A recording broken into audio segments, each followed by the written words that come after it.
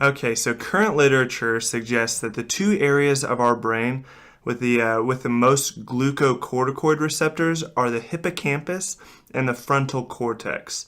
So this is the hippocampus right here. So the hippocampus, and the hippocampus is the area of our brain that's associated with learning and with memory, and this is the frontal cortex.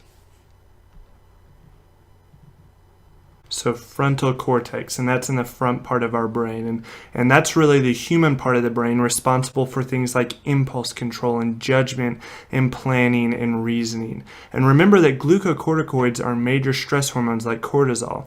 So these parts of the brain are getting lit up during times of stress.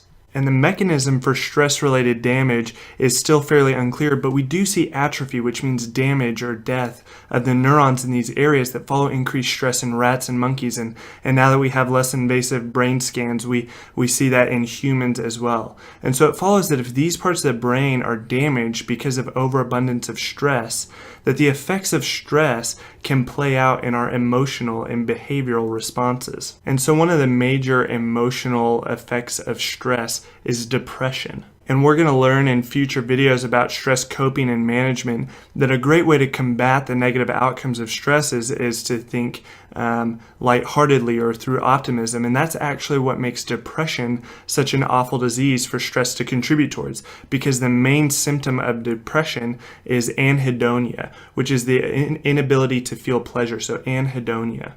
And clinically speaking, depression is certainly validated by biology because parts of the brain, specifically the anterior cingulate, which is the inner part of the frontal cortex here, so the anterior cingulate, stop making and responding to serotonin, making us feel gloomy. So the damage is compounded by the fact that without good serotonin response, we perceive more stressors. While we're feeling gloomy, we perceive more stressors.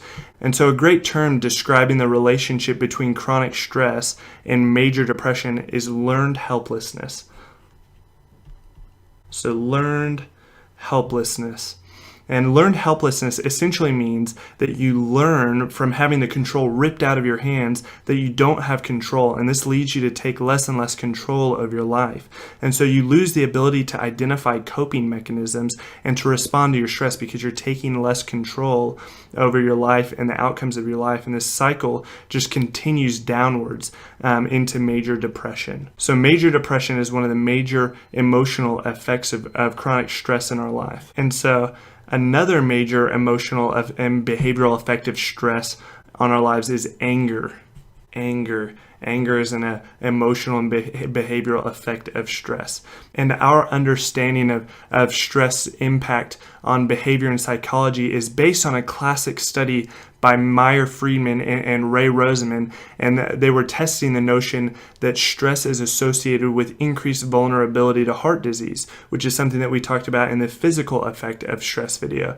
And as a part of the assessment, they interviewed the participants and categorized them as type A and type B. So type A were those reactive, aggressive, competitive, easily angered individuals, and then the easier going participants were considered type B. And it turns out that the majority of those participants over 9 years that suffered from heart attacks had been considered type A. And the studies that followed and clarified this study determined that the real toxic component of type A personality was this prone to hostility and anger. And we've mentioned that stress initiates the fight or flight response, and anger naturally accompanies that fight part. So anger is often a behavioral response to stress. And so we have anger, and then we also have anxiety. Anxiety is another major emotional effect of chronic stress, and this centers around another part of our limbic system in our brains, which is the amygdala. So this area right here is the amygdala, and the amygdala has a lot to do with our fears and our phobias. So it fits in perfectly with this response system to stress.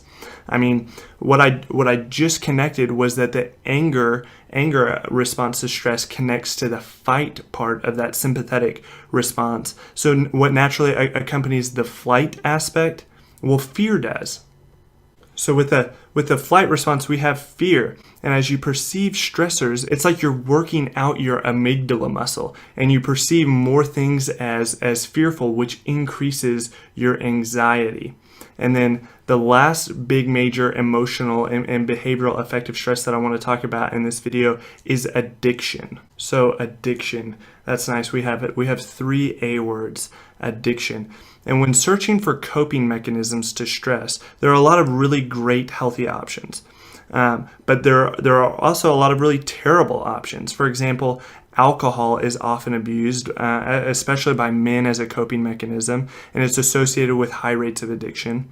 And similarly, many people become addicted to tobacco or illicit drugs as a coping mechanism to stress. So something that compounds the relationship between stress and addiction is the impairment to the frontal cortex, that area that we showed earlier. And that frontal cortex again, is associated with reasoning and planning. So impaired judgment can increase the likelihood of becoming consumed by these inappropriate coping mechanisms with addiction. And so there are many emotional and many behavioral effects of stress, but these are kind of the big 4 areas, 4 kind of negative behavioral outcomes that often accompany chronic stress in our life.